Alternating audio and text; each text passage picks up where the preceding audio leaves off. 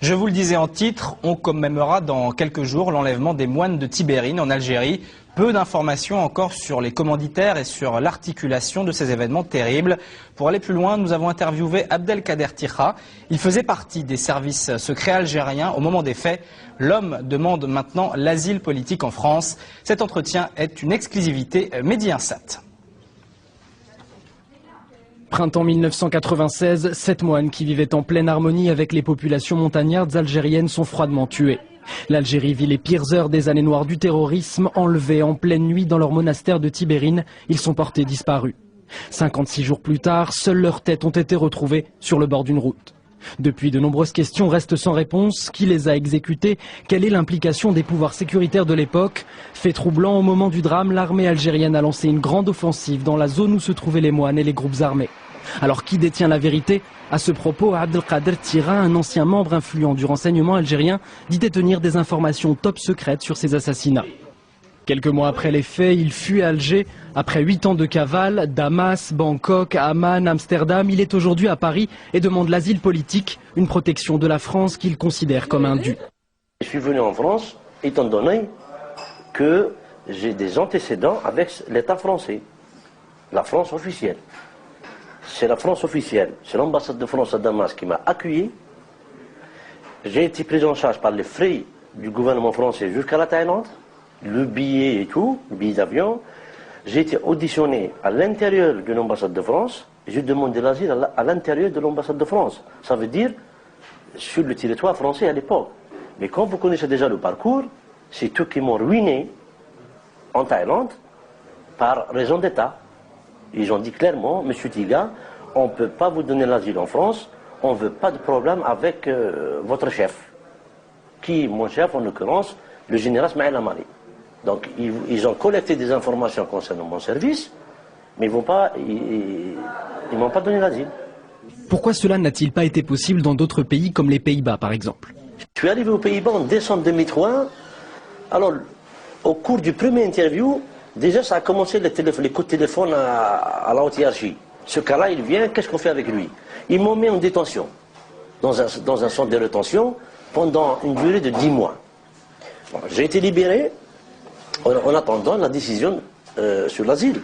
J'ai reçu une décision positive, elle est là. Voilà.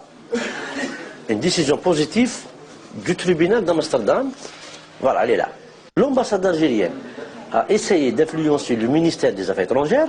J'ai là devant vous une lettre de l'ambassadeur algérien qui est accrédité aux Pays-Bas, un diplomate, M. Nordin Joudi, c'est écrit là, qui a signé une lettre et qui a envoyé cette lettre au ministère des Affaires étrangères hollandais et à la presse hollandaise. Disons quoi dans cette lettre? Vous pouvez voir sa signature. M. Tikha est un terroriste international d'Al-Qaïda.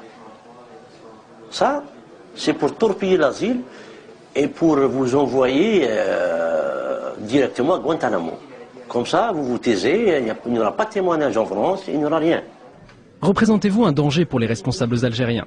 Ah, monsieur, le danger, c'est pas pour tout le pouvoir algérien, il faut différencier. Il ne faut pas diaboliser tout le pouvoir algérien, toute l'armée algérienne, ou bien tout le service de renseignement algérien. Quand même, nous avons l'armée algérienne, l'armée nationale populaire, qui est la colonne vertébrale du pays. Mais il y a un clan. Le clan de généraux et le clan du service de renseignement. À leur tête, M. Smaïl Amari, l'autre, le colonel Djibbar Menna.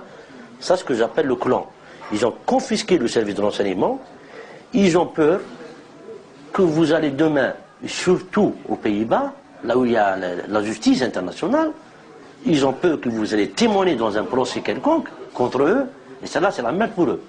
Donc M. Tikha, il faut éviter à M. Tikha l'asile dans les pays civilisés, pour ne pas avoir de soucis.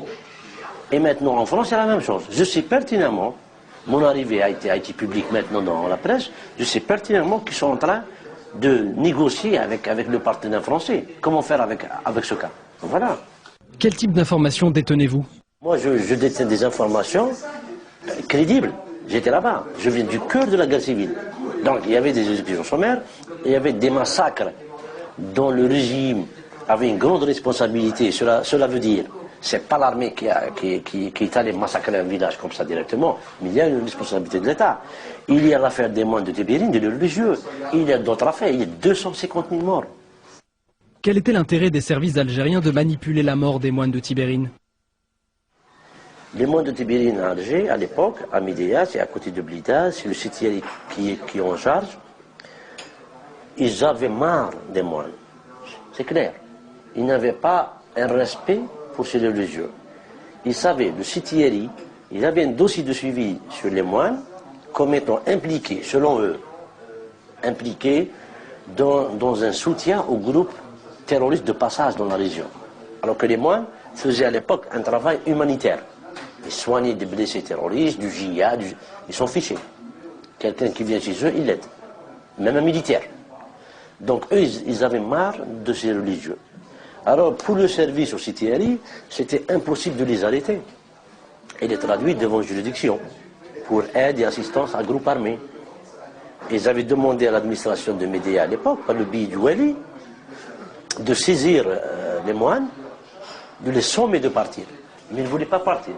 Ils ont préféré vivre la guerre. Voilà. Mais ils n'ont pas pris parti, c'est ça le problème. Donc, ils avaient l'infiltration, ils avaient infiltré quelqu'un dedans. Je ne peux pas vous donner le détail maintenant.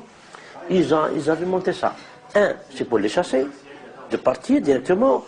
Deux, c'est pour décrédibiliser la mouvance islamiste en général, disons voilà, c'est des monstres. Et trois, c'est pour avoir le soutien de la France. Effectivement, ça a réussi. Qui étaient les auteurs des enlèvements? Il faut comprendre une chose, c'est que ce n'est pas l'armée qui a assassiné les moines. Un. Deux, c'est l'armée, c'est le service d'ailleurs, qui était derrière l'enlèvement. Mais l'affaire a tourné mal, c'est tout. Le bonhomme qui a décidé de l'enlèvement des moines, le bonhomme c'est un terroriste bien sûr, mais lui c'était un responsable du djihad. Et lui c'est l'agent du Sitieri de Blida. Ce responsable, je ne peux pas vous donner le nom maintenant, il était l'agent recruté par le Sitieri de Blida. Et il était pris en charge par ce qu'on appelle l'officier manipulateur. D'ailleurs, je peux vous donner son nom, c'est le commandant Al-Wash Abdelhafid. Il était capitaine à l'époque, et il est en même temps le neveu du général-major Atafi, qui était chef de la DGSE algérienne. Voilà. Donc, ils ont planifié ça, mais ça a tourné mal, et c'était malheureux. Considérez-vous que les services spéciaux algériens sont toujours aussi puissants? Celui qui était le chef de campagne présidentielle de Bouteflika au niveau du département de Blida, quand même c'est une wilayat qui est très grande et importante. C'est qui? C'est un milicien du service du Sitieri, qui s'appelle Sidi Kibir Mohamed, et son frère Sidi Kibir Nourdine. Ces deux industriels, ils étaient dotés d'armement par le Sitieri de Blida, et c'était en même temps des financeurs du GIA, à l'époque, parce qu'ils avaient de l'argent, ils étaient en même temps des agents du Sitieri de Blida. Et en même temps, c'est le directeur de campagne présidentielle de M. Bouteflika. Les accusations d'Abdelkader Tira pourraient avoir de lourdes conséquences, mais aujourd'hui reste une question sans réponse. Si la France ne lui accorde pas le droit d'asile, où pourrait-il aller? Voilà, c'est la fin de ce journal. Merci de votre attention.